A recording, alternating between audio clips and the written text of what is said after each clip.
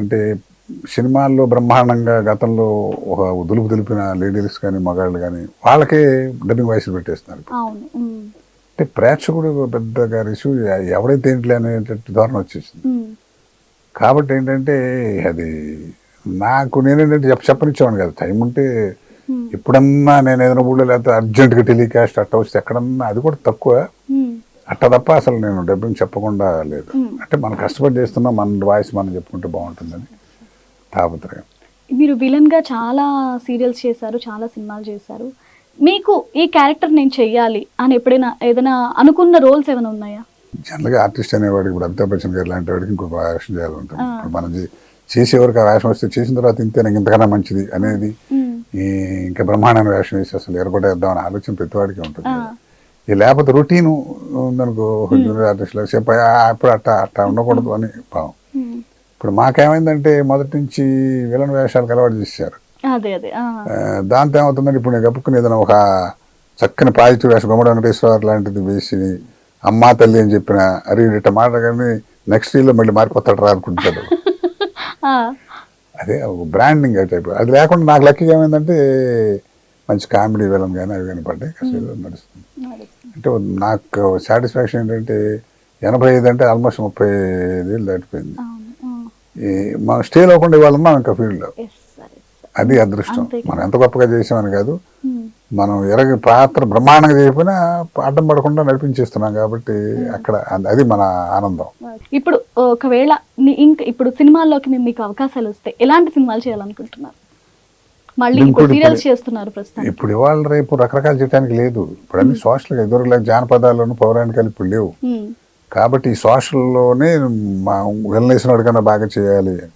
ఎదురుగాంది రంగారావు గారు వాళ్ళు వేసే రోజుల్లో పౌరాణికం ఉండే, జానపదం ఉండే, అన్ని ఇప్పుడు ఏమున్నాయి అన్ని ఇవేగా, అన్ని సోషలిస్ట్ పిక్చర్లు. అందుకని ఏంటంటే మనం మనసులో కోరికలు ఉన్నా జరిగే తీరే కోరికలు కాదు. ఇప్పుడు ఉన్న దాంట్లోనే కాకపోతే టీవీలో చేశాను హిరణ్యకశిపుడు అని. అసలు టీవీలో అసలు పౌరాణికం కానీ సోషల్ కానీ ఏదైనా చాలా వేసానమ్మా. అసలు నాకు నటుడిగా చక్కని సాటిస్ఫాక్షన్ ఇచ్చింది టీవీ రంగం. సినిమాలు ఏంటంటే అంత అవకాశాలు రాలేవి. అందుకని ఏంటంటే మైథలాజికల్ చేస్తే దాంట్లో లెక్క ఇదివరకులాగా ఉండేది, ఇప్పుడు లేవు చేయాలన్నా కూడా.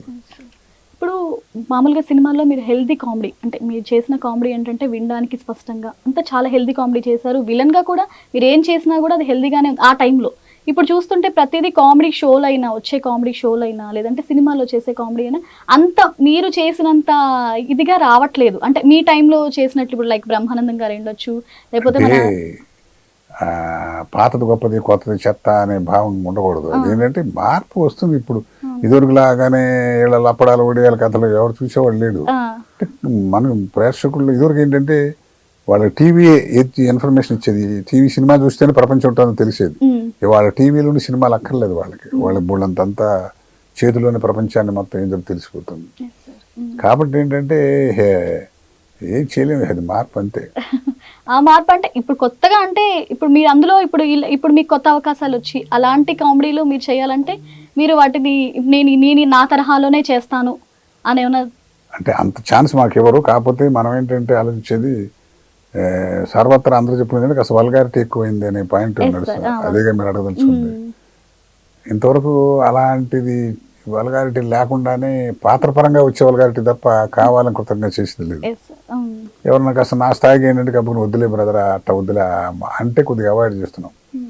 ఇంకెవరన్నా ఏమైనా చేయాలంటే మరి అది కావాలనుకుంటే దాంట్లో గొంగళ్ళలో తింటూ వెంట్రుకలు వచ్చినట్ట దాంట్లో ఉన్నాం కాబట్టి చేయాలి. లైటర్ వేన్లో మరీ దుర్మార్గం అంటే సత్య దుర్మార్గం, ఎత్తు దాగే దుర్మార్గాలు యాక్షన్ పరంగా ఎట్టాకు చేస్తాం.